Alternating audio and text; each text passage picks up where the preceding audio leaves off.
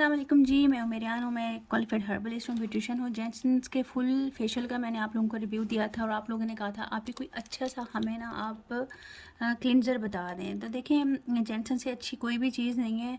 ये मैं आपको दिखा रही हूँ, फेशियल क्लिनज़र है जेंट्स का और 200 ml इसकी क्वांटिटी है। आपको पता है कि ये काफ़ी अरसे तक चल जाता है और आप लोगों को आराम से ये मिल जाता है। इसके अंदर एक्सपायरी डेट भी लिखी हुई है और इसके मेड मेंशन भी लिखी हुई है। आपका 2-3 साल तक चल जाता है तो कोई प्रॉब्लम नहीं होता।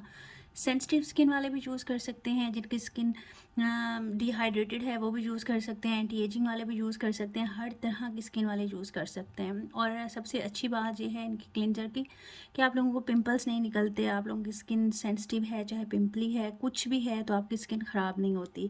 एक दफ़ा पैसे इन्वेस्ट कर लें और एक अच्छी चीज़ ख़रीद लें ताकि आप लोगों को उसका पे बैक भी अच्छा मिले। ठीक है, ये आपको मैं दिखा भी देती हूँ इसकी कंसिस्टेंसी किस तरह की है। ये देखें, ज़बरदस्त सा क्रीमी इसका टेक्सचर है। ये देखें, माइल्ड सा, बिल्कुल इस तरह से।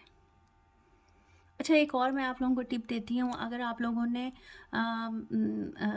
आपकी स्किन पर टैनिंग हुई भी है तो आप इसी क्लिनज़र के अंदर थोड़ी सी कॉफ़ी मिला के पानी के साथ आप लोग उसका मसाज कर सकते हो। 5-7 मिनट छोड़ के जब उतारोगे तो बहुत ज़बरदस्त एक्सफोलिएशन भी हुई होगी और आप लोगों की टैनिंग भी दूर हुई होगी। और आप इससे डेली क्लिनजिंग कर सकते हो। आपकी स्किन पे टैनिंग ज़्यादा है तो आप एक दिन छोड़ के एक दिन कॉफ़ी के साथ कर सकते हो। इंशाल्लाह 3-4 दफ़ा के यूज़ से टैनिंग बिल्कुल ख़त्म हो जाएगी।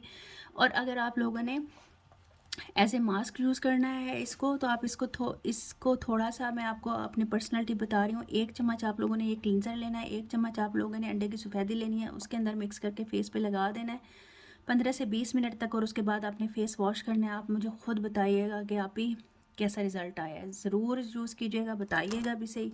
दुआ में याद रखिएगा, मेरी सेहत के लिए दुआ कीजिएगा और मेरी बहनों की तबीयत ख़राब है उनके लिए बहुत दुआ कीजिएगा। अल्लाह ताला उनको सेहत दे, अल्लाह ताला उनको ज़िंदगी दे, खैर खैरियत से अपने घर में आए। आमीन सुम्मा आमीन। अच्छा जी, अल्लाह हाफिज़।